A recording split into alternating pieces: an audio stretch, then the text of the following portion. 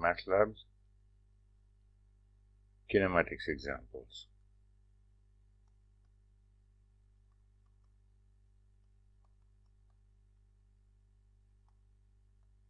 Here are a few more.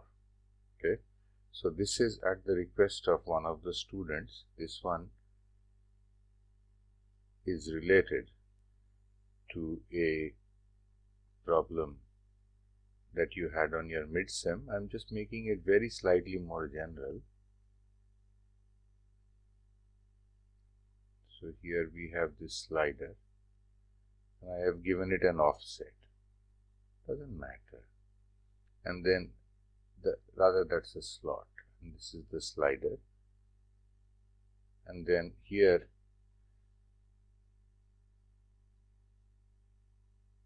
it comes down and then continues, and over here is another slider.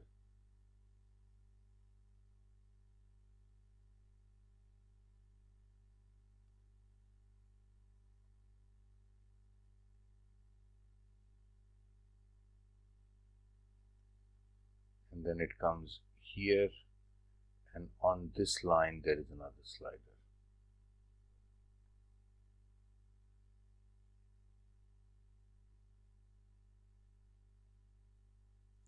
Let us say this direction, this angle is alpha.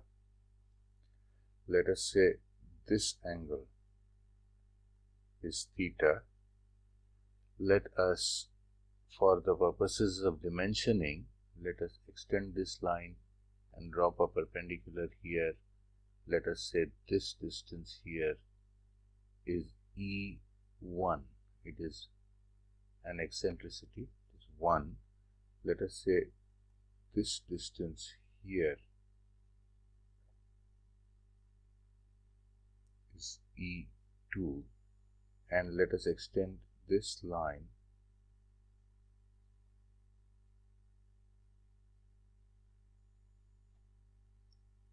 maybe if I scroll it a bit, it will be better.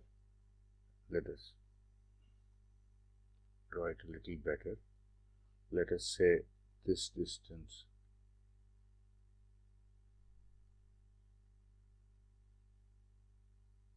is E3. Now you will agree that there are various distances that are of interest. So from here, from this point to here, let this distance be R. R changes with time. Alpha does not change with time. This is constant. This one changes with time.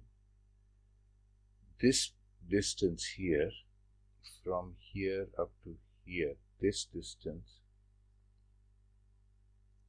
let that distance be x. This distance here,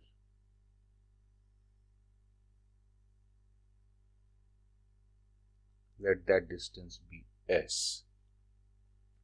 X changes with time, so what changes with time?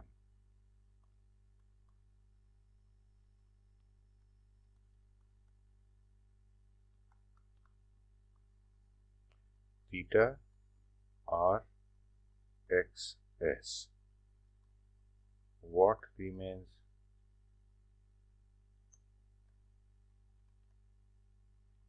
Constant.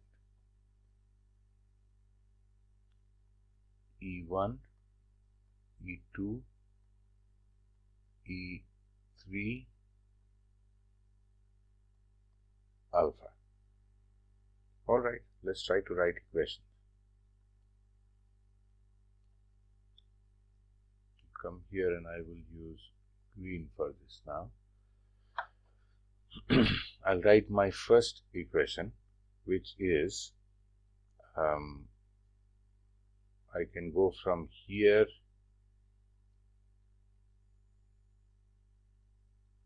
to this point. I need one more variable, right? So here's, I'll define this angle here, call it phi. Phi also changes with time. Okay. Now theta theta, r, x, s and phi change with time. Let us say this length here is b. Let us say this length here is a. A and b don't change with time. Okay. Now I have to write equations for this system. This is a little harder, but it's all right. So what is the vector in this direction? This is the 90-degree rotated version of that vector. What is the vector in this direction? This one is basically e to the power I theta, you see. Okay. So if I want to reach this position, then starting from here, what I do is I go E1, that is the eccentricity, times e to the power I theta plus pi by 2. That brings me from here to here, plus r e to the power I theta. So this brings me to this point. Okay. Now I have to come to this point using some other method, and what I will do is this is equal to minus e2 I. That has brought me from here to here, plus x. That has brought me here, plus b e to the power I phi. This is one equation. That has a real part and an imaginary part, so there are actually two equations in there. Alright, that's one equation. Now let me do one more. Let me use red here, and let me come from here all the way down here, and then out here, and then back up like this to reach this point. Okay, very good. That point is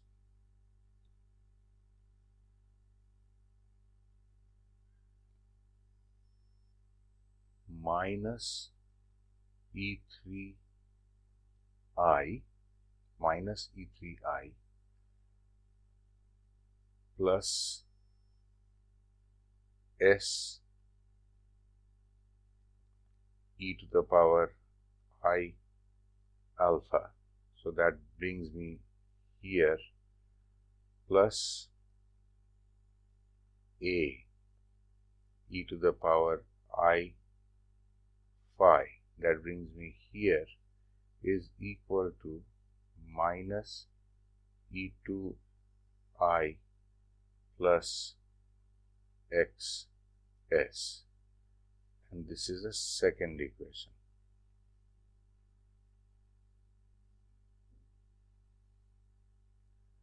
What have I involved here? So let me use this blue now. You see over here I have involved theta, r, x and phi, and over here I have involved, what is x? Not xs, just x.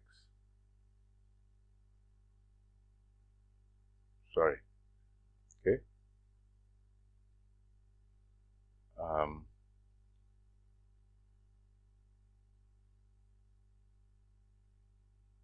Right. So over here I have involved x and phi and s, right? And over here I have this other r. So I really need to have one more equation. How do I get that equation? Now, no, of course, sorry for the brief confusion. I don't need another loop equation, because when I look at these things,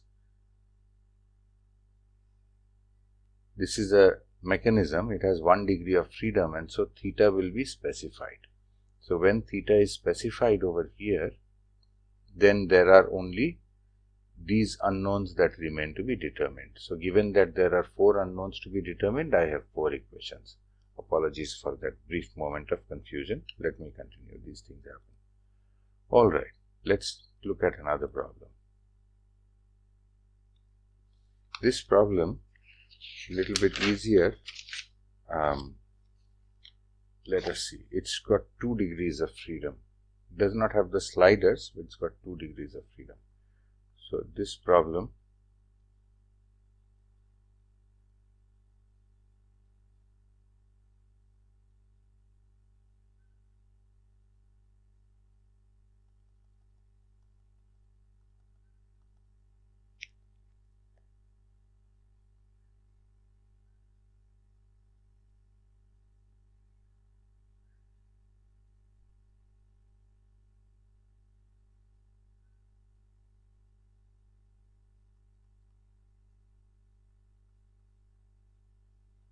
so let's look here. 1, 1, 1, body 2, 3, 4, 5, 6, 7 bodies. So 3 times 6 minus 2 times the number of joints.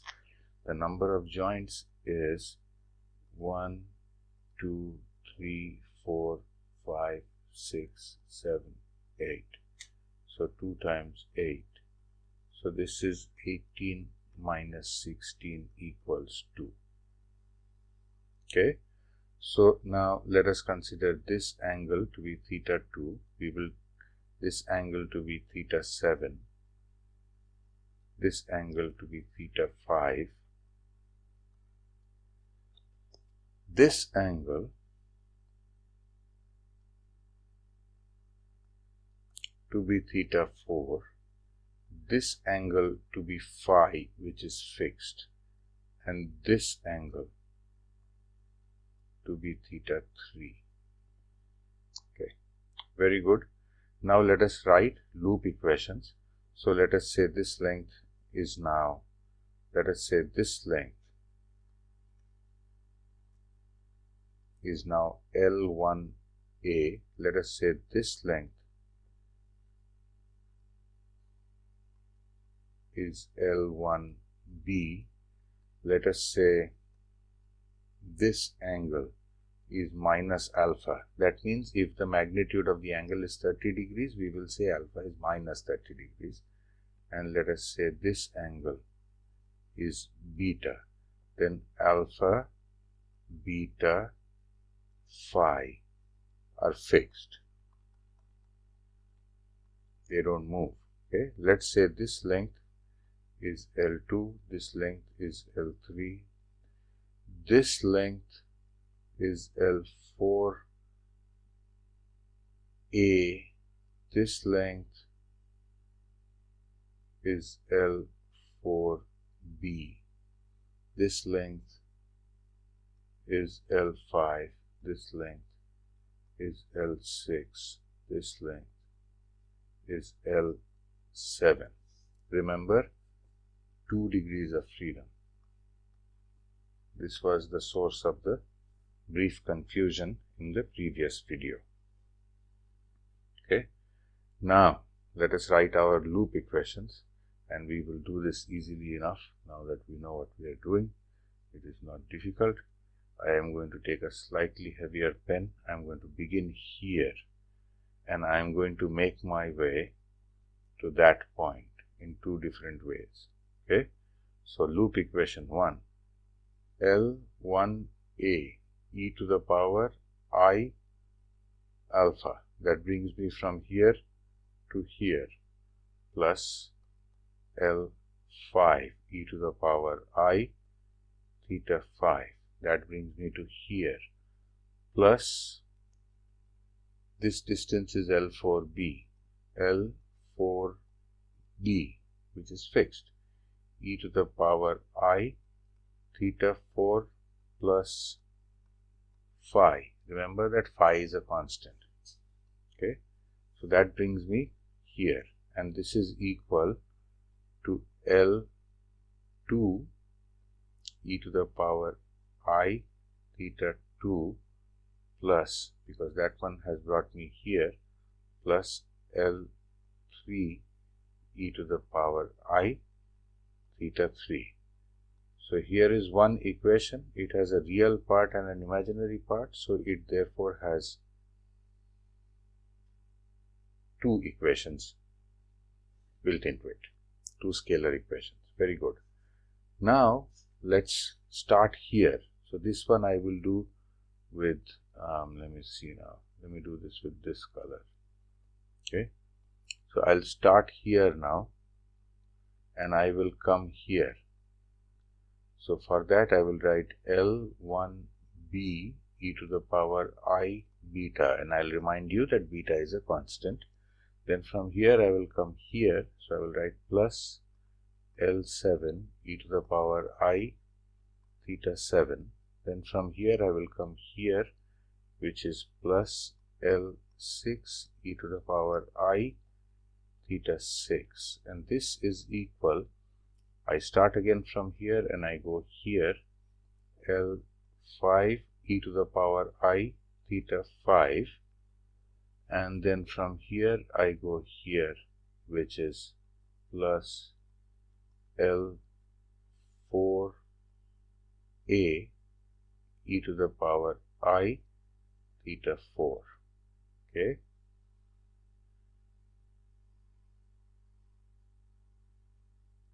So I have four equations.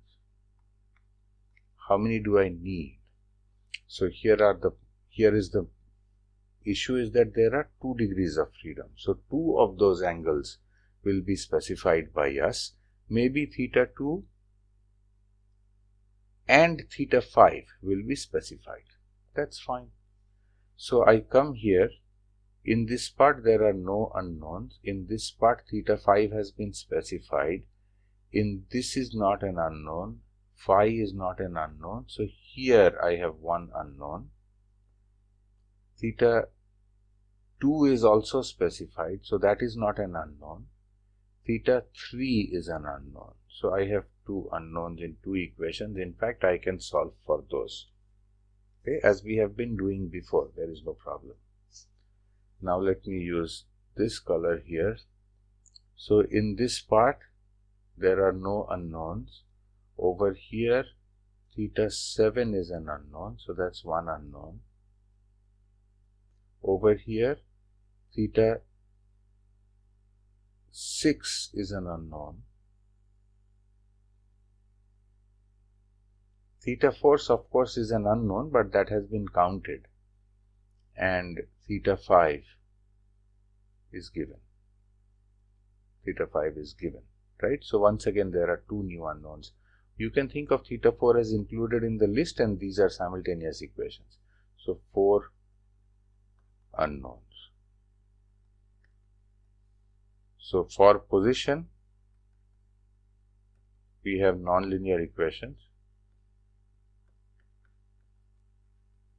and we use Newton-Raphson.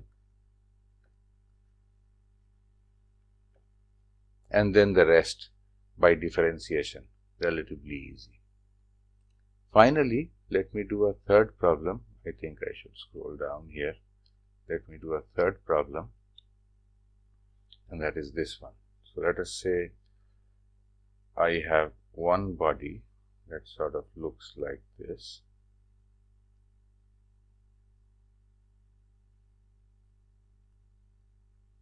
And then it is sliding on another body that looks like this.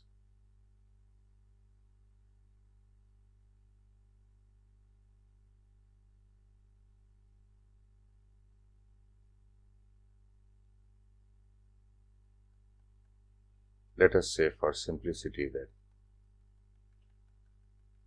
this is the x-axis, okay, and let us say that this one is the one that is being rotated and that one follows.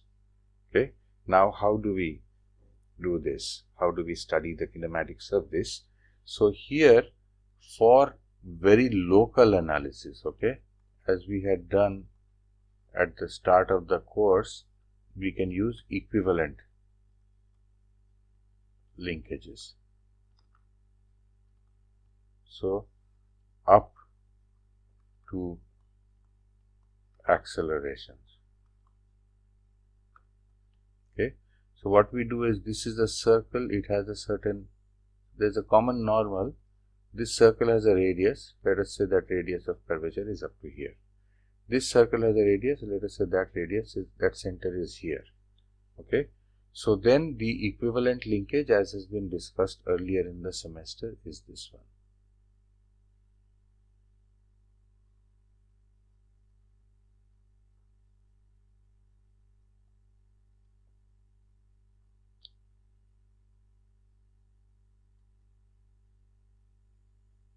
So this just became a 4-bar linkage with which we are very familiar by now. You can take this angle to be theta 2, this is 1, 1, this is 2, this is 3, which is in our heads, but that's 3, this is 4. So the sliding contact need not be considered anymore, and up to accelerations only. And now we know how to solve this problem. Okay, so I will stop here.